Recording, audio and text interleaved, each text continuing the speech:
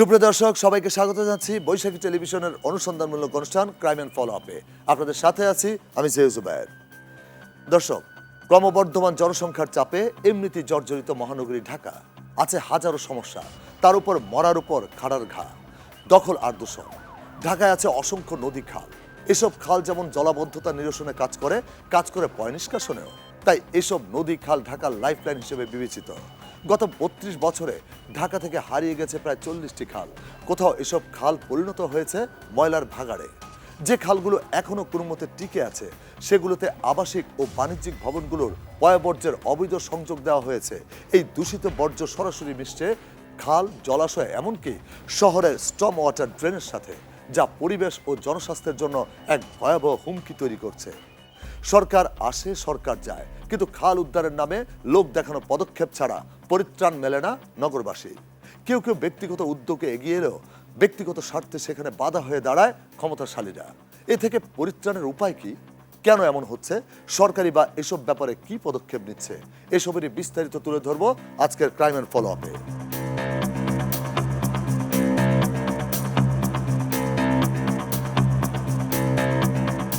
বৃষ্টির পানি দুর্গন্ধে খাওয়া যায় না। বর্তমানে খালটা মানে খুব বিশ্রী গন্ধ। বাংলাদেশের সবকিছুই বিক্রি করা হয়েছে, নদী খাল থেকে শুরু করে শহরও বিক্রি করা হয়েছে, সেগুলো আমরা এক্সপোজ করে দিই। এই যে সকলকে খণ্ডিত দায়িত্ব দেওয়ার ফলে এই যে ঠেলাঠেলির ঘর খোদাই রক্ষা করা অবস্থার মধ্যে আছে, এর উত্তরণটা গুরুত্বপূর্ণ।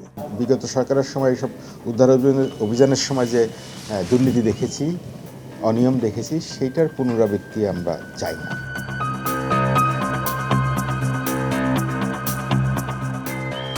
আসলে সব দেশই পাকা হয়েছে বাথরুম, কিন্তু এখানে কোনো উন্নতি হয় না। খোলা বাথরুমের মতোই ওই আগের লেন যেভাবে লেকে থাকতো ওইভাবেই এটা ওইভাবে পড়ে আছে। যেমন মশার উপদ্রব, পানির দুর্গন্ধ, মশার কামড়ে প্রতিনিয়ত আমাদের লোক অসুস্থ হচ্ছে এবং ডেঙ্গুর আক্রান্ত হয়, অনেকেই প্রায় মৃত্যুবরণও করছে।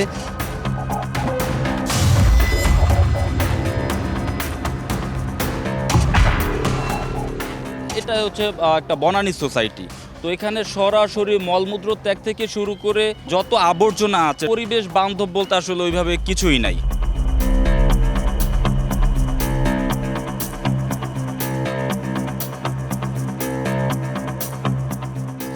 সাধারণ কিছু বৃষ্টি হইলে পানি ময়লা শুদ্ধ করে এই সমান হয়ে যায় অস্থান পানি এই রাস্তার মধ্যে।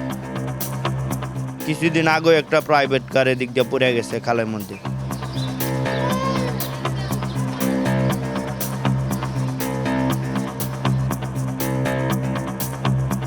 ওয়াসা হোক, সিটি কর্পোরেশন হোক, মোবাইল কোড এসে প্রত্যেক বাড়ি বাড়ি তল্লাশি করে দেখুক কার হাউস আছে, কার মালার হাউস নাই, সে দেখে প্রয়োজনীয় ব্যবস্থা নেবে।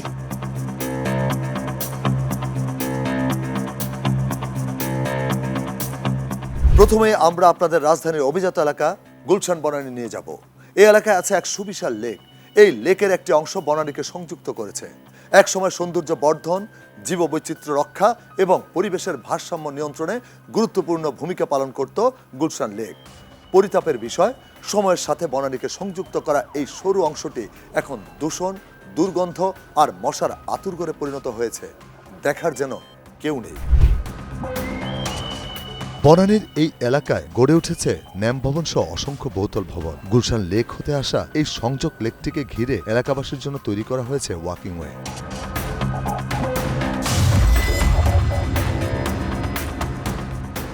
কিন্তু লেকের নোংরা পানির দুর্গন্ধ আর মশার প্রজনন কেন্দ্র হয়ে ওঠায় এখানে এখন টেকায় দেয়।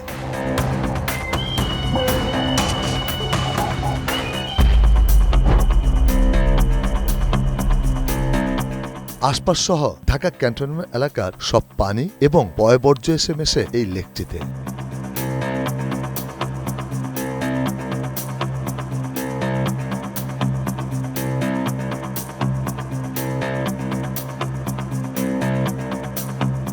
যার কারণে দূষণ, দুর্গন্ধ আর মশার উপদ্রবে অতিষ্ঠ এখানকার মানুষ। আর বৃষ্টি হলে তো কথাই নেই। বিভিন্ন এলাকার পানি এই দুর্গন্ধ যত ময়লা পানি সব এই লেকে ঢুকে, এই লেকে ঢোকার পরে এখান থেকে পাস হইতে পারে না, হওয়াতে অনেক সমস্যা তৈরি হয়। দুর্গন্ধর অভাব নাই, মশা মাছি অনেক সৃষ্টি হয়। আমরা এলাকায় বনানী এলাকা দেখা যায় প্রচুর মশা। এই মশার জন্য অনেক লোক মানুষ এই পর্যন্ত অনেক মেডিকেলে ভর্তি হয়েছে, রোগী টিগি হয়ে গেছে। এক সময় যখন খোলা বাথরুমের মতো এই দেশগুলি চলতো বাংলাদেশ, আসলে সব দেশই পাকা হয়েছে বাথরুম, কিন্তু এখানে কোনো উন্নতি হয় না, যার জন্য ওনা খোলা বাথরুমের মতোই ওই আগের লেন যেভাবে লেকে থাকতো ওইভাবেই এটা ওইভাবে পড়ে আছে। বিকল্প অন্যভাবে করা উচিত, কারণ একটা এভাবে খোলামেলা জায়গায় একটা পরিবেশ দূষণ হচ্ছে। এইভাবে সুয়ারেজের লাইন এভাবে দেওয়া মানে হচ্ছে আশেপাশে যতগুলো বাড়ি আছে আশেপাশে সব এখানে আমরা পরিবেশ দূষিত হয়, আমরা বিভিন্ন রোগে আক্রান্ত হয়ে মারা যেতে পারি। প্রতিনিয়ত আমাদের লোক অসুস্থ হচ্ছে এবং ডেঙ্গুর আক্রান্ত হয়, অনেকেই হচ্ছে প্রায় মৃত্যুবরণও করছে। এখানের বর্তমান যে পরিস্থিতি আপনি নিজেও একটু দেখতে পারবেন, যেমন এখানে যে সরাসরি যে ময়লাগুলো আছে, যেটা এরা নিষ্কাশনের কোনো ব্যবস্থা আমরা এখন বর্তমানে দেখতে পাচ্ছি না। আর এখান থেকে সর্বোচ্চ আপনার যে শুধু মশা উৎপাদন হচ্ছে তা না, এখানে আমাদের আশেপাশে যারা আছে, আমরা যারা এই এলাকায় থাকি, এখান থেকে পরিবেশ দূষণ হচ্ছে, বায়ু দূষণ হচ্ছে, প্লাস হচ্ছে এখান থেকে আমাদের এখানে রোগ ব্যাধি চলে আসছে। মশা তো আছেই, একটু যদি বৃষ্টি পড়ে, একটু বৃষ্টি পড়লেই দেখবেন যে এখানে অনেক দুর্গন্ধ ছড়ায়। বনানী সোসাইটি তো এখানে সরাসরি মলমূত্র ত্যাগ থেকে শুরু করে যত আবর্জনা আছে সব এখানে দেখেন, কোনো এটা মানে পরিবেশ বান্ধব বলতে আসলে ওইভাবে কিছুই নাই। এইটা পুরো ময়লা আবর্জনা নিষ্কাশনের জন্য ভালো একটা পদক্ষেপ নেওয়া উচিত। দর্শক, ক্রাইম অ্যান্ড ফলো আপে বিগত কয়েকটি পর্বে আমরা নগরীর বিভিন্ন খাল নিশ্চিহ্ন হওয়া, সিএসএ খালের জায়গায় বহুতল ভবন নির্মাণ আর দূষণের চিত্র তুলে ধরেছিলাম। এই মেগাসিটিতে খাল, লেকে উন্মুক্ত পয়ঃবর্জ্য নিষ্কাশনের সরাসরি লাইন যে কাউকে বিস্মিত করবে, যা পরিবেশের জন্য ভয়ানক হুমকি। অব্যবস্থাপনায় এসব খাল, লেক মানুষকে স্বস্তির বদলে দিচ্ছে যন্ত্রণা। সামান্য বৃষ্টিতে ডুবছে শহর, হচ্ছে মশার প্রজনন। দুর্গন্ধ পানিতে মানুষের প্রাণ উষ্টাগত। আবাসন ব্যবসায়ীরা বিভিন্ন ফাঁকফোকর আর প্রভাবশালীদের ম্যানেজ করে দখলে নিচ্ছে এসব খাল, গড়ে তুলছে বহুতল ভবন। এবার আপনাদের দেখাবো এমনই কিছু চিত্র। মিরপুর এলাকার টোলারবাগ। মিরপুর মাজার রোড হয়ে টোলারবাগ, অতঃপর কল্যাণপুর খালে মিলিত হয়ে প্রবহমান কল্যাণপুর খ খাল, যা টোলারবাগ খাল নামেও পরিচিত।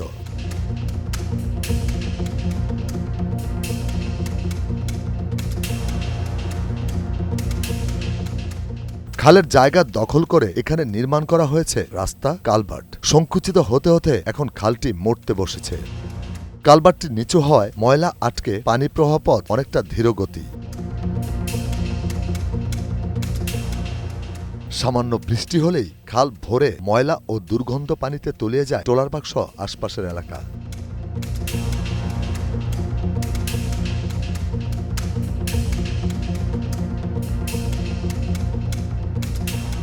এলাকাবাসী পড়েন চরম ভোগান্তিতে। সাধারণ কিছু বৃষ্টি হইলে পানি ময়লা শুদ্ধ করে এই সমান হয়ে যায় অস্থান পানি এই রাস্তার মধ্যে। কারণ এই যে ময়লা তোলে আটকে রয়েছে, কাল পরিষ্কার নাই তো, এই যে সব ময়লা, এই যে ময়লা আছে না, টিহি হয় হইলে বাদে, বৃষ্টি হয় হইলে বাদে উঠে দেয় ময়লা। এই যে ময়লা জমছে, এই যে এদিন একটু বৃষ্টি হয়েছে, এই যে ময়লা কিলা জমছে, হাঁটাচড়া করতে পারে না তো এমনি মানুষ, এমনিতে ঘুরা যায় এই দিক দিয়ে। বর্ষাকালে তো বৃষ্টি একটা নয় না, একটা নইলে সব সময় পানি যে উঠে দেয়, এই অতান পানি হয়। 15-20 মিনিট বৃষ্টি যদি হয় তাহলে এই খাল বইরা রাস্তা দিয়ে পানি উঠে যায়। একবারে ওই 3 নাম্বার গেটের ওই সাইড দিয়ে যায় নামে। এটা যে রাস্তা নাই, এখানে ব্রিজ নাই, এটাও বোঝা যায় না। কিছুদিন আগে একটা প্রাইভেট কার এদিক দিয়ে পড়ে গেছে খালের মধ্যে, তারপরে অনেক কষ্ট করে উঠানো হয়েছে। 2জন মানুষ ছিল, পুরা অনেক অবস্থা খারাপ ছিল তাদের। খালের নিচে অনেক ময়লা আছে, এটাও যদি একটু পরিষ্কার করে তাহলেও কিছুটা একটু পানি কমবে আর কি। যখন ময়লা মানে বৃষ্টি হয় তখন অনেক দুর্গন্ধ। খালের দুই পাশের জায়গা দখলে নিয়ে ইমারত নির্মাণ করেছেন কেউ কেউ।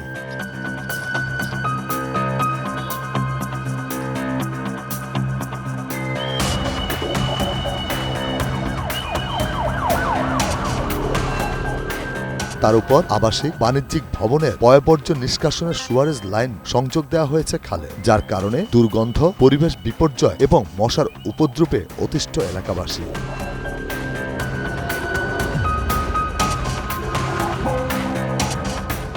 আমরা এলাকাবাসী খুব জোরাজোরি করে ওদেরকে কাউকে আনলে সামান্য 8-10টা শ্রমিক লাগাইয়া তারা ময়লা পরিষ্কার করে উপরে আনে। আর যখনই বৃষ্টি হয় আধা ঘন্টা থেকে 1 ঘন্টা বৃষ্টি হলে 3 নম্বর গেটে ও কভার ব্রিজের উপরে অন্তত 1 মাজা পানি হয়ে যায়। ওই ধরনের উপযুক্ত ময়লার হাউস প্রায় বাড়িতেই নাই। যে সমস্ত বাড়িতে নাই ওই বাড়িগুলোর ময়লা স্বাভাবিকভাবেই দৈনন্দিন পানির লাইনের সাথে নির্গমন হয়ে এইভাবে চলে আসে।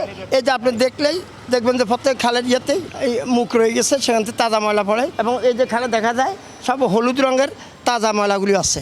এতে দারুণভাবে গন্ধ ছড়ায় এবং সেই গন্ধ ছড়াইয়ে স্বাস্থ্যের জন্য দারুণ ক্ষতিকর। ওয়াসা হোক, সিটি কর্পোরেশন হোক, মোবাইল কোড এসে প্রত্যেক বাড়ি বাড়ি তল্লাশি করে দেখুক কার ময়লার হাউস আছে, কার ময়লার হাউস নাই, সে দেখে প্রয়োজনীয় ব্যবস্থা নেবে। খালের উপর কালভার্ট নির্মাণ করেছিল বিগত সরকার, যা পরিত্যক্ত। এলাকাবাসীর দাবি ছিল খালের উপর দিয়ে ব্রিজ নির্মাণ করে পশ্চিম লালকুটি বাজারের সাথে টোলারবাগ 1 নং গেটের সংযোগ সড়কে, কিন্তু তা হতে দেয়নি বিগত সরকার দলীয় অত্র এলাকার সংসদ সদস্য। দেয়াল তুলে এভাবেই বন্ধ করে দিয়েছেন, এমনটি জানালেন এলাকাবাসী। ব্রিজ না করে কালভার্ট আকারে মাঝখানের অংশটা জয়েন্ট দিছে। আর এই জায়গাটা হলো খালে একটা বাঁক, তো বাঁকের 2 পাশে সংযোগ হয়েছে, কিন্তু সে সংযোগ করছে এই কালভার্টের 2 পাশে রাস্তার মুখ বরাবরে 2টা বাংলা ব আকারের সংযোগ যদি হতো তাহলে এই রাস্তাটা আগে থেকে চালু হয়ে যেত। এই রাস্তাটা ওয়াসা থেকে ট্রান্সফার হয়ে সিটি কর্পোরেশনের আওতা চলে গেল।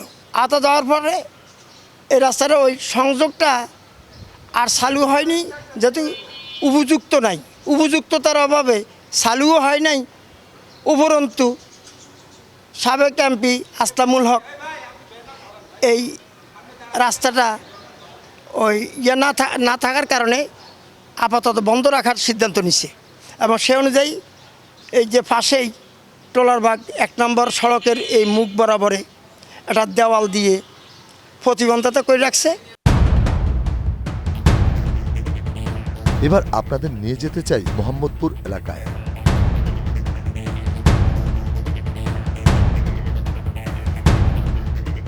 এখানে রামচন্দ্রপুর খালটির 2 দিকেই গড়ে উঠেছে চন্দ্রিমা হাউজিং, দয়াল হাউজিং সহ বেশ কয়েকটি আবাসন প্রকল্প। খালের 2 পাড় দখল করে রাখা এইসব হাউজিংগুলো কিভাবে খালকে সংকুচিত করে রেখেছে তার চিত্র তুলে ধরা হলো।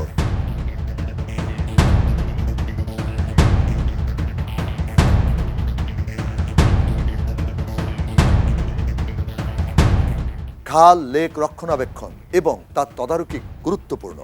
এসবের দায়িত্বে যারা আছেন তারা কি তাদের কাজ ঠিকঠাক পালন করছেন? ব্লু নেটওয়ার্কের মাধ্যমে সমন্বিত উদ্যোগে কেমন করে আমরা খালগুলো পুনরুদ্ধার করতে পারি ব্যয় সাশ্রয়ী উপায়ে এবং সময়ভিত্তিক কর্মপরিকল্পনার মাধ্যমে সে কাজটা হাতে নেওয়া হয়। আমি এখনো বিশ্বাস করি এই কার্যক্রমের মূল দায়িত্বে নদী কমিশনের থাকা উচিত। নদী কমিশনের বাংলাদেশের সকল নদী, খাল, জলাধারের অভিভাবকত্ব কর্তৃত্বপূর্ণভাবে দেওয়া উচিত। যদি তা হয় তবেই কেবল নদীর পক্ষে, খালের পক্ষে, জলাধারের পক্ষে একক কর্তৃত্ব নিয়ে, একক অভিভাবকত্ব, একক পাতৃত্ব নিয়ে কেউ দাঁড়াবে। বিগত সরকারের সময় এইসব উদ্ধার অভিযানের সময় যে দুর্নীতি দেখেছি, অনিয়ম দেখেছি, সেইটার পুনরাবৃত্তি আমরা চাই না। আমরা খুবই আন্তরিকতার সাথে কাজটা শুরু করতে পারছি এবং এইখানে কে আগে কে পরে সেটা ব্যাপার না। আপনারা খেয়াল করবেন আমরা কর্মসূচি বলছি, আমরা কিন্তু কোনো প্রকল্প বলছি না। কারণ প্রকল্পের অধীনে এই কাজ শুরু করতে গেলে আমাদের সরকারের যে প্রসেস খুবই দ্রুততার সাথে করতে গেলেও আমাদের 8 থেকে 10 মাস লাগতো। কাজে আমরা যার যেখানে ড্রেনেজ, ইমার্জেন্সি সাপোর্ট যা আছে সেটা নিয়েই মোটামুটি কাজটা শুরু করছি। পরিবেশ বিশেষজ্ঞ এবং সরকারে থাকা সংশ্লিষ্টরা এমন মতামত তুলে ধরেছিলেন বিগত পর্বে। বাংলাদেশের সবকিছুই বিক্রি করা হয়েছে, নদী খাল থেকে শুরু করে শহরও বিক্রি করা হয়েছে, সেগুলো আমরা এক্সপোজ করে দিই। ঢাকার খালগুলোকে এবং ওয়াটার বডিকে কাগজে কলমে অন্যের হাতে তুলে দেওয়া তো হয়েছে। আমরা প্রথমে, যেহেতু আমি সিটি কর্পোরেশনে আছি, আমার তো এখন এক ধরনের ক্ষমতা হয়েছে, সেই ক্ষমতা দিয়ে আমরা সিটি কর্পোরেশন খালগুলোকে দখলমুক্ত করার প্রক্রিয়াটা আমি শুরু করে দিয়েছি। ঠিক তেমনি খাল উদ্ধারে তৎপর হন।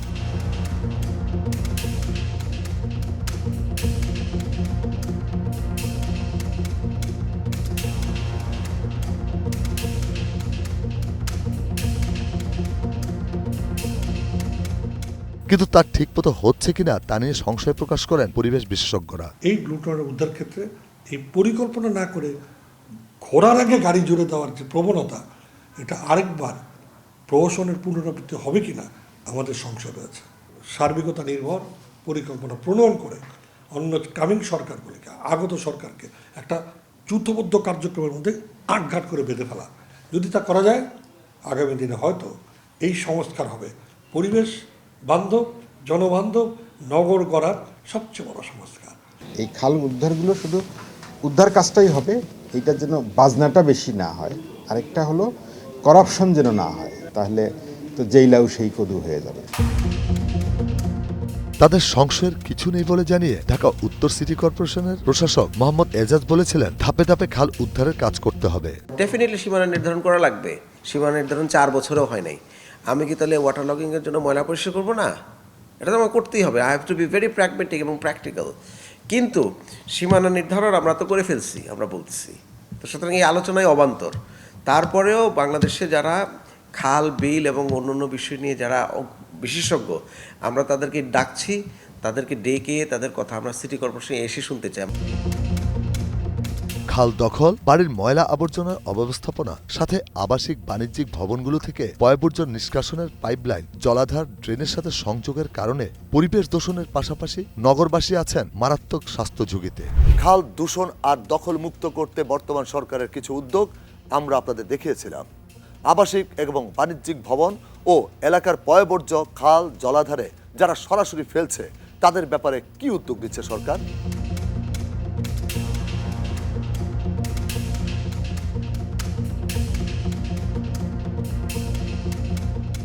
মতিঝিল, মোহাম্মদপুর, শাহজাদপুর, বনানী, মিরপুর, টোলারবাগ, মোহাম্মদপুর এলাকা সহ নগরীর বিভিন্ন এলাকা জুড়ে প্রত্যেকটি খাল, জলাধার এবং ড্রেনের সাথে আবাসিক এবং বাণিজ্যিক বেশিরভাগ ভবনের সুয়ারেজ পাইপলাইনের মাধ্যমে তাদের পয়ঃবর্জ্য নিষ্কাশন করে থাকে, যা অবৈধ, পরিবেশ ও মানুষের স্বাস্থ্যের জন্য যা মারাত্মক ঝুঁকি।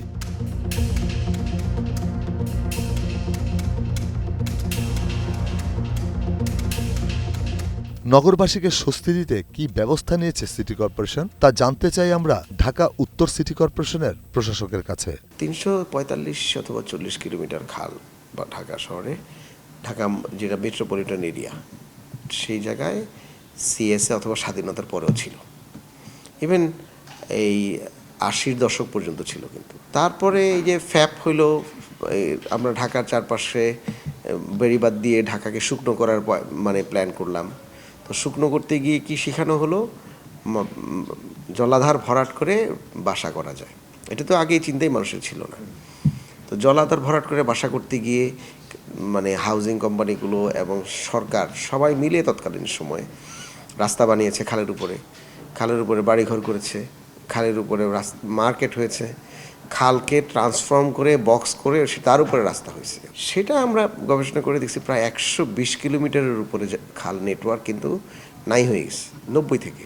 90-তে তো অ্যাকুইজিশন মামলা হলো না, এলএ কেস।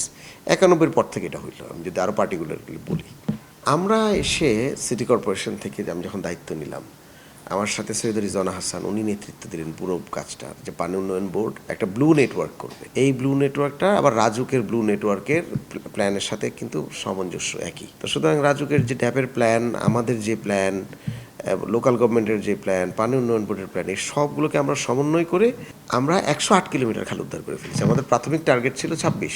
এইটা করার উদ্দেশ্য ছিল দুটো। একটা হচ্ছে যে ঢাকায় জলাবদ্ধতা একটা বড় ক্রাইসিস কিন্তু এই বর্ষায় আছে। এই জলাবদ্ধতা যতটুকু পারি আমরা কমিয়ে আনার জন্য খালগুলোর যদি মানে নেটওয়ার্কটা আমরা ঠিক রাখতে পারি, তাহলে ঢাকাতে 17-18টি জায়গায় এমন জলাবদ্ধতা হয় 2-3 দিনও পানি না।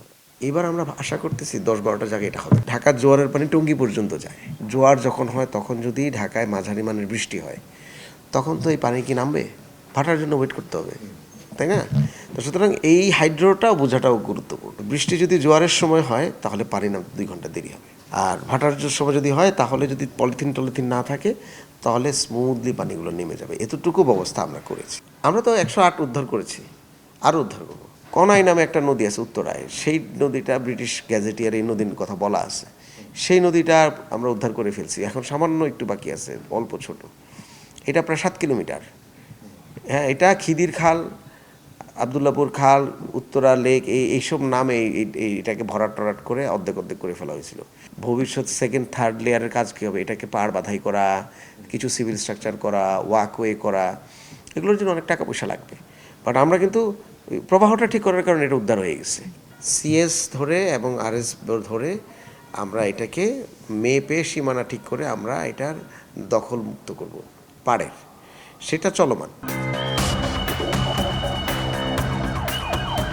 তিনি বলেন, ইতিমধ্যে গণবিজ্ঞপ্তি দেওয়া হয়েছে, সেখানে উল্লেখ করা হয়েছে ঢাকা উত্তর সিটি কর্পোরেশনের আওতাধীন এলাকায় সুষ্ঠু পয়ঃনিষ্কাশন ব্যবস্থাপনার লক্ষ্যে নির্মিত কিংবা নির্মাণাধীন ভবনে কার্যকর সাকওয়ে ও পিটি সহ septic tank, Suez treatment plant স্থাপন সহ বিভিন্ন ট্রম ওয়াটার ড্রেন, খাল ও জলাশয়ে সংযোগকৃত অবৈধ পয়ঃবর্জ্যের লাইন বিচ্ছিন্ন করার আদেশ প্রদান করে ঢাকা উত্তর সিটি কর্পোরেশন।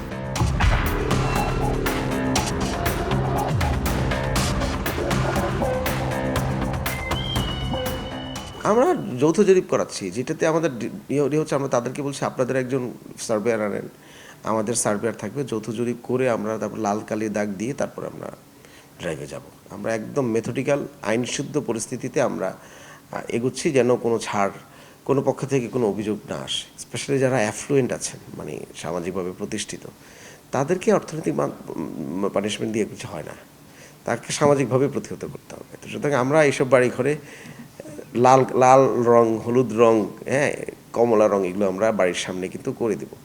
সুতরাং লোকজন যারা যাবেন তারা দেখতে পাবেন যে এটা হচ্ছে এই বাড়ি থেকে ময়লা বের হয়, এটা শরম। তাদেরকে সামাজিকভাবে শরম দিতে হবে, সোশ্যালি এক ধরনের চাপ প্রয়োগ করা, সেটা আমরা করব। আমরা জানি সোর্সগুলো কোথায়, সুতরাং যারা মূল সোর্স যেখানে, সেটাকে আমরা ডিল করতেছি। ওইটা ছাড়া আর কোনো বন্ধ করার কিছু নেই। কলা গাছ দিয়ে বন্ধ হবে না, আমি বড় বড় বুলি উড়াইলে কিংবা পলিসি তৈরি করলে বন্ধ হবে না। যিনি পলিউট করছেন তাকে ডেকে কিংবা তাকে মার্কিং করে তাকে আসলে বাধ্য করতে হবে। নগরকে নগরবাসীর বাসযোগ্য করে গড়ে তুলতে পরবর্তীতে গণশুনানিও করবে সিটি কর্পোরেশন, এমনটি বললেন ঢাকা উত্তর সিটি কর্পোরেশনের প্রশাসক। গণবিজ্ঞপ্তি হয়েছে, এখন গণশুনানি করব। সেখানে গুলশান, বনানী, বাড়িধারা সোসাইটির লোকজন এবং যারা স্টেক হোল্ডার আছে সবাইকে নিয়ে এটা করে আমরা এই বিষয়গুলো এখানে উত্থাপিত করে আমরা কিছু আরও বড় অ্যাকশনের দিকে যাব। কারণ কোন বাড়ি থেকে ময়লা বের হয়, কোন বাড়ি থেকে বের হয় না, এবং কোন ওয়ার্ডে কারা কোথায় কোথায় কী অবস্থা আছে, সব স্টাডি করা শেষ হয়ে গেছে। সেগুলোকে ধরে আমরা এবার কিছু কমিউনিটিকে সাথে নিয়ে তাকে সাথে নিয়ে তার সমস্যার সমাধান করবো এবং তার বিরুদ্ধে যাব। প্রতিটি বাড়িতে তো সেফটি ট্যাঙ্কি থাকতে হবে। ট্যাঙ্কি ছাড়া এখন অনেকে বাড়ি করার কিন্তু একটা টেন্ডেন্সি আমরা দেখছি, বিশেষ করে অ্যাফ্লুয়েন্ট এরিয়াতে, মানে যেখানে ধনীরা থাকেন তারা সবচেয়ে বেশি আইনগুলো ভাঙছেন। হ্যাঁ, গরিবের তো মানে জায়গাই নাই, কিন্তু যিনি ধনী, রাজুক থেকে ম্যাপ নিয়ে এই কন্ডিশনে বাড়ি করার কথা, কিন্তু এটা আর উনি করছেন না। তো এবং তারাই সবচেয়ে বেশি পলিউশন করছেন। সুতরাং এই কারণে আমরা এটা গণবিজ্ঞপ্তি দিলাম যেন আমরা অ্যাকশনে যেতে পারি। আমাদের সামনে অ্যাকশনে যাব, আমরা অ্যাকশনে যাওয়ার আগে আমাদের আইনগত অবস্থান পরিষ্কার করার জন্য আমরা এটা করেছি। দর্শক, আমরা চাই এই সমস্যার দ্রুত সমাধান হোক, বাসযোগ্য হোক ঢাকার সকল খাল, লেক সংশ্লিষ্ট দপ্তরসমূহ উদ্ধার করে সঠিক ব্যবস্থাপনায় নিয়ন্ত্রণ করুক, পরিবেশের ভারসাম্য রক্ষা ও জীববৈচিত্র্যে কার্যকরী ভূমিকা রাখুক এসব খাল, লেক, এমনটি প্রত্যাশা আমাদের। আপনার চারপাশে ঘটে যাওয়া সমাজের নানা অসঙ্গতি, অনিয়ম, অপরাধ, দুর্নীতির সঠিক চিত্র তুলে ধরবে ক্রাইম অ্যান্ড ফলো আপ। এরকম কিছু দেখলে বা জানা থাকলে যোগাযোগ করুন স্ক্রিনে দেওয়া এই নম্বরে। আমাদের ইমেলও করতে পারেন এই ঠিকানায়। আজ বিদায় নিচ্ছি, তবে ফিরে আসবো আগামী পর্বে। সে পর্যন্ত ভালো থাকুন, সুস্থ থাকুন, আর মনে রাখবেন, অসঙ্গতি যেখানে, ক্রাইম অ্যান্ড ফলো আপ সেখানে।